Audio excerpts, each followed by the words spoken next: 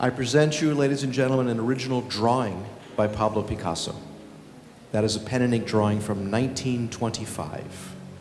And it's called Trois Danseurs, the Three Dancers. This particular drawing was formerly in the collection of the Museum of Modern Art in New York. It was also in private Guggenheim collection for several years, the Guggenheim family in Zurich. And it's featured in a book on Picasso called Grace and Movement, a book on Picasso's interpretations of the dance, specifically. We all know that the highest price ever fetched for a work of art in the history of mankind happened in 2004. That was a painting by Picasso called The Boy with the Pipe, which sold for $104 million. Amazing to think about. $104 million for a work of canvas with markings on it. When you think about that, it's extraordinary, isn't it? Last week, a painting, a portrait of Dora Maar sold for $95 million. That's the second highest price ever fetched for a work of art in the history of mankind. And both interesting were works by Pablo Picasso. What does that tell you? What does that suggest?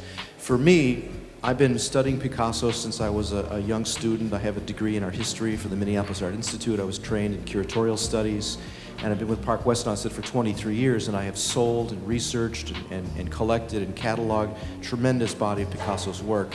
And it's impossible for me to really wrap my mind around this man's genius. Nobody in this room can do it, and I don't think anyone really can understand the depth of Pablo Picasso's genius. It's just not able to be accomplished. Picasso was like Mozart. Remember when Mozart was writing symphonies when he was 5 years old? That's the kind of genius Picasso was. A genius like that comes along maybe once every 400 or 500 years in human nature, if we're lucky enough to experience that. He was a child prodigy, of course, and one of the greatest draftsmen of all time. Now, interestingly, Picasso, right around the same time, was working in the Cubist style. You all know about Cubism, which was a new language, in essence, that he and George Braque created. And in Cubism, their intention was to reflect what they perceived and to change that to fit the integrity of the two-dimensional surface. So they were creating a new pictorial language. Cubism was invented, the great painting called Demoiselle d'Avignon, which, by the way, was in the Marcus Glenn painting that we sold, the very first piece, right? Kind of poignant there. That painting launched a revolution, and artists from all over the world heard about it. They heard about it in Australia, they heard about it in the Far East, they heard about it in America, and they made pilgrimages from all over the world to see that painting. This is, you're talking about a long time ago, right? And Cubism was born, and the artists who became Cubists, check this out, it's truly incredible, believed that there would never be another art form beyond Cubism, that it was all done. They would never go beyond that point. They believed Cubism was the final statement of where art would be, and for the rest of history, artists would make Cubist paintings. And that weirded out Picasso. He didn't like that at all. He was like, ooh, get these guys away from me. They were worshiping him. They thought he was the god of Cubism. And so he immediately went back to his neoclassic style. And in neoclassic art, you're talking about the beauty of line, the purity of line. Look at that line. Look at the flow of that line as it just goes right down, that exquisite, fluid kind of draftsmanship.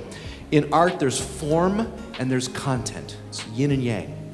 Form is the structure of the art, the architectonics of the art. Content is, what is its message? What does it say? And every work of art can be divided into form and content, right? Whether it's music, literature, poetry, it doesn't matter. Every work of art is form and content, the two sides of art. And the Greeks believed, the classicists believed that the content was in the form, that the essence of beauty was in a perfection of form. And that's why classical art has that wonderful sense of sculpture, purity, simplicity, understated elegance. That's the genius of what Picasso was after in his neoclassic period. So this is a work that we show you the benefit of dealing with Park West Gallery, because we look all over the world to find things of this quality.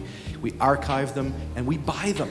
What's so cool is because we're successful and because we have a very great and wonderful business, we have two elements. We have the ability to show our work to hundreds of thousands of people all over the world on a continual basis. So we have an audience of people who collect from us, which is most important. You can't have a business if you don't have a collector base. And secondly, because we are successful, we have the ability to acquire things and we don't have to sell them right away. Like many businesses, you buy, you sell, you buy, you sell. You gotta keep your business going, right? We can take something, set it aside, put it away, preserve it, hold it, and bring it out into the marketplace when it provides an exceptional value for you and a fair business situation for us. And that's really the win-win situation, wouldn't you think? That's what it's all about. That's a Kipnis masterpiece right there. Do you notice the houses? Look at all the relationships in the work, how everything is perfectly calculated to rest the eye. There's no tension. You can see this little fence back here, this gate, all these spaces, the angles of the roofs.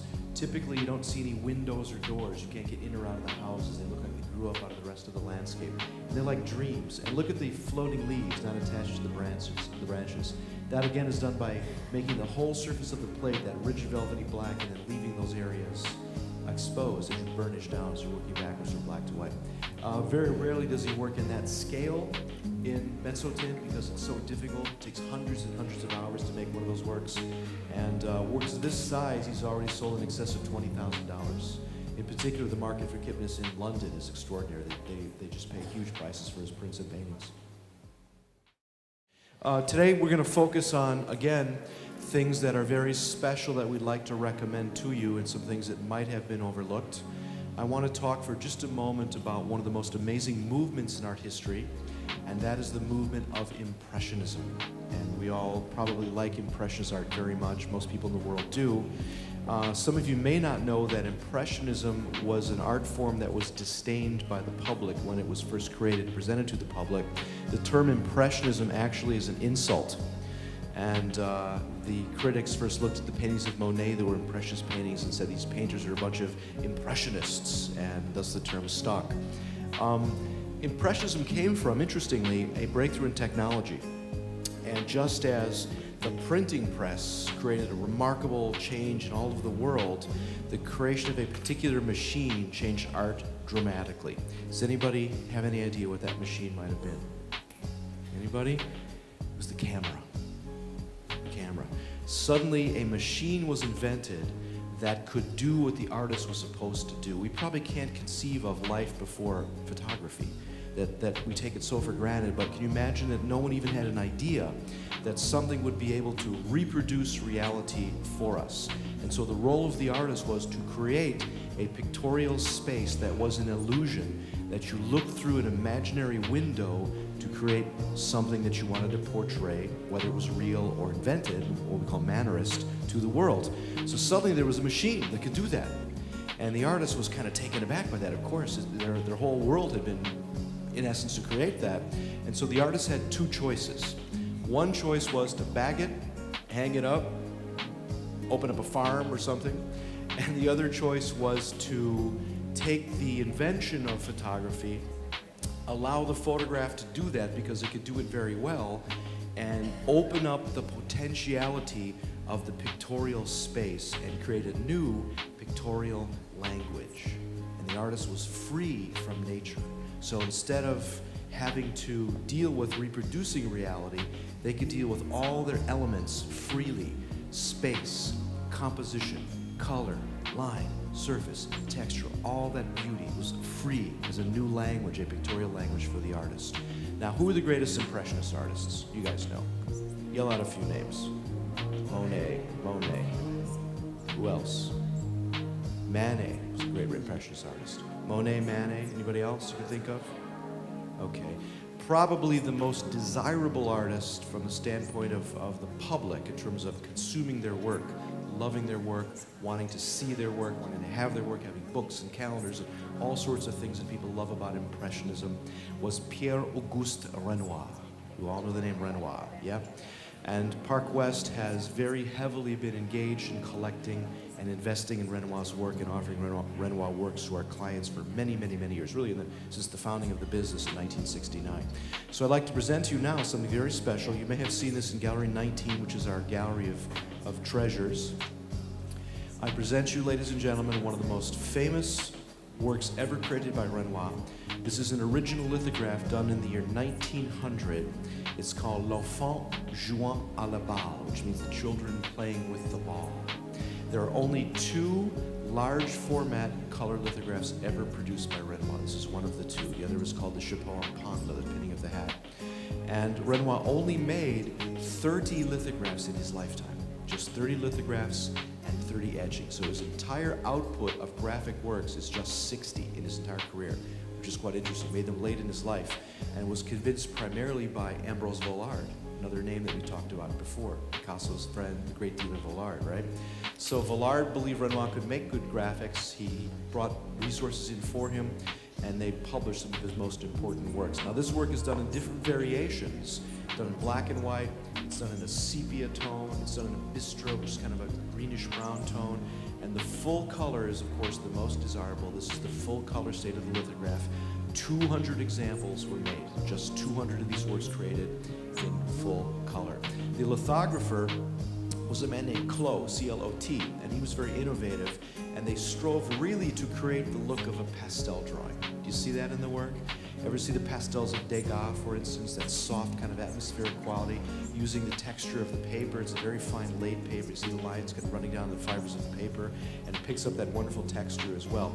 Now, the two girls in the foreground with the ball were the daughter of Manet, Julie Manet, and the daughter of Bertha Morisot. Morisot was a great painter as well, impressionist, a woman painter. And when she died, Renoir adopted her daughter. So Morisot's daughter actually became Renoir's daughter. And they were cousins, and they would play often together, and Renoir would frequently show them. So here is just an extraordinary opportunity. 200 examples were made in the year 1900. We're now 106 years old. We have no idea how many survive. The majority of these works are in museum collections, a handful in private collections around the world. And we haven't had one available in the Parkness inventory for about almost 20 years, about 18 years now. Since we had last we had one of these available. So I'm really pleased to present it to you and recommend it to you. It's a wonderful masterpiece of the Impressionists. Ladies and gentlemen, check it out. This is one of the great works of the Park West collection. You know, we have an unprecedented collection of works of Dali. The Park West Salvador Dali collection is without a doubt the finest in the world. And the most important thing with Dali, I'm sure all of you know this, folks, is provenance. Provenance, provenance, provenance, provenance, provenance. If it doesn't have impeccable, perfect provenance, do not collect it. That's the way to go. And what's interesting about Dali, because there were so many fakes and forgeries in the market in the late 70s, early 80s, it dampened down the market for his work. People just kind of backed off and said, well, we're not going to really look at it because it's so full of fakes and forgeries. That's been really a very good thing for collectors, because if you have a work that has impeccable, certifiable, immaculate provenance, it's a needle in a haystack today. And everyone, I shouldn't say everyone, so many people want to collect Dali. He was such an incredible artist, such a great artist. He will always be one of the most desirable artists. You have a work of Dali, vintage work, great period, with perfect provenance. That's something you can ask any price you want someday, no doubt about it, because it will be so collectible. Look at the difference in the market for Picasso, or Chagall, or even Miro. These are artists of Dali's stature, right? They are maybe 3 or 4 times higher priced than Dali's work, because again, the market's been dampened down by these problems. But when you can certify something and have a very special provenance on it, it's really terrific. My recommendation for this work, this is, by the way, a Divine Comedy wood engraving that was from the collection. I believe this is from Alboretto's collection, right, Bill? Giuseppe Alboretto? Yeah. And so you have the wood engraving of the Divine Comedy. You have the hand signature in pencil by Dali, so it was one of the rare hand-signed examples. Then you have the engraved signature, also added. Then you have the original pen and ink drawing of one of Dali's most famous images, that Don Quixote-esque classic figure on horseback, which is also signed by Dali. So you've got 3 signatures on the work as well. But the cool thing about it is the title. You know what it's called? Sam knows, right? You don't know, Sam? It's the Minotaur. The Minotaur from the Great Divine Comedy. The reason that's so significant is Picasso's use of the Minotaur. Not only Picasso, but all through the history of art, the Minotaur has resonated with a sense of historic importance from that great myth. And the Minotaur perfectly embodies the conflict between the intellect and the passion of human beings. Our animal side, our intellectual side, our fight for supremacy, right? Remember one of the first days I talked about form and content? How all art is divided into form and content. Form is the objective part of it, the structure. Content is the meaning. So it swings back and forth, this pendulum. And the Minotaur embraces both those elements. The passion side is the emotional side, the human side, the animal instincts, and the intellect is the formal side, if you will. So you have the god of Apollo, god of reason, the god of Dionysus, the god of partying and wine, right?